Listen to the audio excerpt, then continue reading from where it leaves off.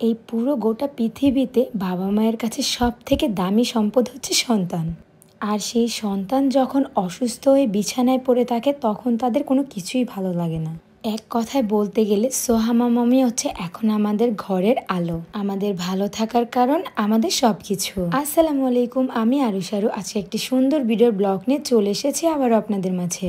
আমার ভালোবাসার মানুষেরা তোমরা সবাই কেমন আছো? সোহামা মামির খালামণিদের আঙ্কেলদের কাছে আগে থেকেই আমি দোয়া চেয়ে নিলাম। কিছুদিন যাবত ধরে আমার মাটা এত অসুস্থ, জানি না কেন, হয়তোবা সিজন চেঞ্জ হচ্ছে, এটাও হতে পারে। সবাই খালি প্রশ্ন করেন যে আরো আপু কিভাবে এত ফর্স হইতেছেন, আপনি দিন দিন আরো কিউট হইতেছেন, মাশাআল্লাহ।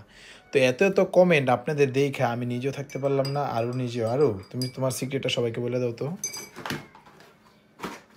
গ্লুটা ক্লোজিং পিঙ্ক জুস, শুধুমাত্র আমি এই জুসটা খেয়ে এত ফর্স হয়েছে, আমার ফুল বডি ফেস একদম same to same guys.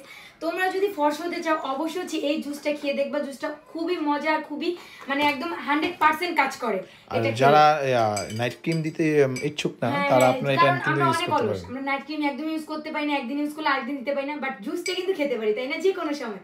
So আপনাদের সুবিধার জন্য আমি তাদের পেজ টিকটক আইডি মেনশন করে দেব। কই থেকে নিছো এটা? কই থেকে নিছো? এটা নিয়েছি বিটার কালেকশন ফেসবুক পেজ থেকে। তোমাদের সুবিধার জন্য আমি তাদের পেজ টিকটক আইডি মেনশন করে দিচ্ছি। এন্ড তাদের WhatsApp নাম্বার হচ্ছে 0642127418। ওকে গাইস, শুনেছি ওয়েদারের সাথে সাথে নিজেদের শরীরেরও পরিবর্তন ঘটে। দেখুন না, গরমের সময় যতই ঠান্ডা পানি ধরি না কেন আমাদের কিন্তু ঠান্ডা লাগে না, বাট শীতের সময় যদি গরম পানিও ধরে আমাদের সকল কাজ করি তারপরে যেন ঠান্ডা আমাদের পিছুই ছাড়ে না। এত ব্যস্ততার মধ্যেও আমার মামুনিটাকে নিয়ে আমরা চলে গেলাম ডক্টর দেখাতে। সারাটা রাত আমি আর সোয়ার পাপা বসেছিলাম সোয়াকে নিয়ে। একবার আমার বুকে ঘুমায় তো একবার তার বাবার বুকে। সকালে ঘুম থেকে উঠে সবার আগে সোয়া মামামকে রেডি করে তার খাবার রেডি করে ঘর গুছিয়ে চলে গেলাম ডক্টরের কাছে। সবাই একটু আমার মামুনিটার জন্য দোয়া করবেন, সে যেন সবসময় সুস্থ থাকে। মহান আল্লাহ তাআলার কাছে তার সুস্থতা দান ছাড়া আমাদের চাওয়া পাওয়ার তেমন বেশি কিছুই নেই। আর দুদিন যাবত ধরে পুরো পৃথিবীতে যে কি হচ্ছে বুঝতেই পারতেছি না। এই ঘটনাটা ঘটার পর থেকে আমাদের মন মানসিকতা ইদানিং কেন যেন